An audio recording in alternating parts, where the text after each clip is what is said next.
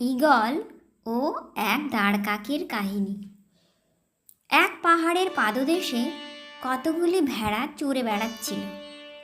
একটা ঈগল পাখি পাহাড়ের উপর থেকে নেমে ছো দিয়ে একটা ভেড়ার বাচ্চাকে পাহাড়ের উপর থেকে নিয়ে উঠে গেল।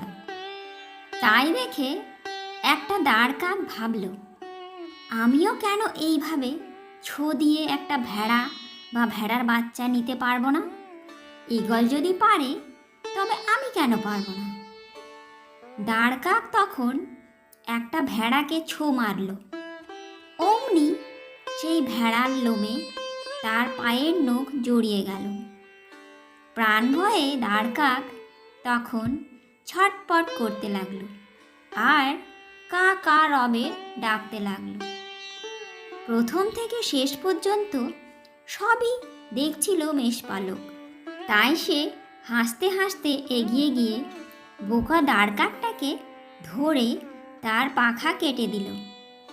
আর সন্ধেবেলা ওই দাঁড়কাকটাকে তার বাড়ি নিয়ে গেল। মেষপালকের ছেলেরা তাই দেখে জিজ্ঞাসা করল, বাবা, তুমি আমাদের জন্য কি পাখি এনেছো? মেষপালক বলল, যদি ওকে জিজ্ঞাসা করো ও বলবে ও ঈগল পাখি, কিন্তু আমি ওকে দাঁড়কাক বলেই ধরে এনেছি।